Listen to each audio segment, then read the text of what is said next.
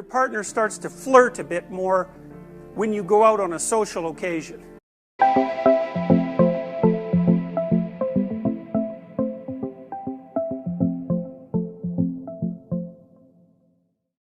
If someone goes after you at the good person level of analysis and they just demolish you, in the course of, say, a 3-year relationship, hacking away at the idea that you have any moral worth whatsoever, this is what happens when you're abused, then that's going to knock you into pieces at a very complex and high level of abstraction, so that can undermine your entire worldview.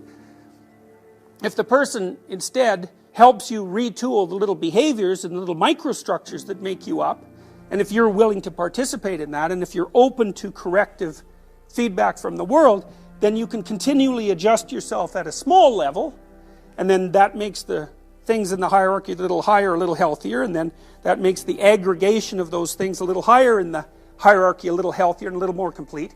Then you can do this bit by bit retooling without ever having to suffer the demolition of huge chunks of your personality. So let's go back to the relationship where there's a betrayal.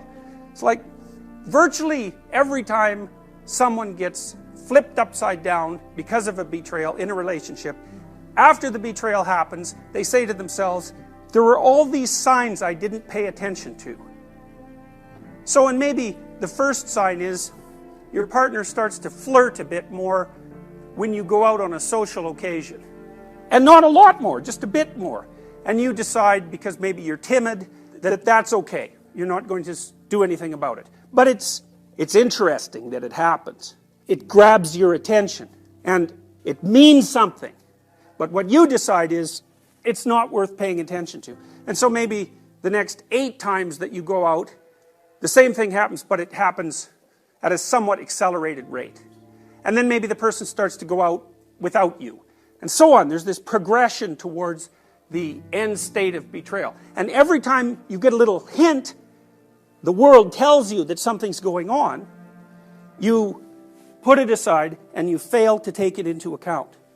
Well, you're foregoing your opportunity to adjust the relationship at micro stages, because maybe what you should have done the first time that happened is you should have gone home with your partner and said, what the hell's going on? Like, this is what was happening. Why are you doing that? Here's how you should have behaved. And of course, that's going to be a fight. There's absolutely no doubt about it. But it might be a micro fight instead of a the relationship is over fight. And in order to keep a relationship healthy, it needs to be retooled at micro levels constantly. And the same is the case with your own character.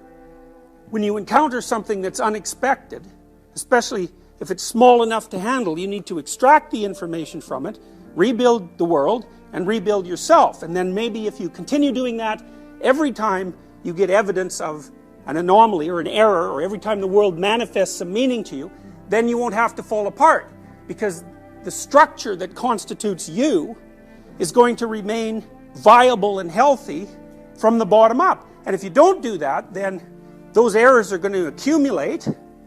And when they finally do manifest themselves as unavoidable, like when your partner says, I don't want to be with you anymore, or I've been with someone else for the last year, there's no ignoring that, then the whole thing comes crashing down.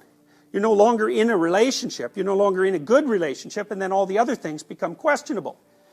So, meaning manifests itself so that you can retool being itself on a continual basis, while simultaneously minimizing the risk of total collapse. And morality then becomes the act of paying sufficient attention and reacting sufficiently so that that corrective process occurs. Now, so you're inside one of these. You're going from point A to point B.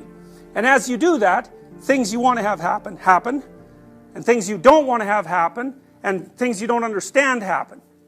And let's say that you investigate the things that you don't want to have happen, and you investigate the things that you didn't expect. And you do that as soon as they come up. So then what happens? Well, partly what happens is, you're going to change your perceptions a bit, and you're going to change your actions a bit, and what that'll culminate in over time is that this whole structure will change. So instead of going from point A to point B, maybe you start shifting so that you're going from point A to point C.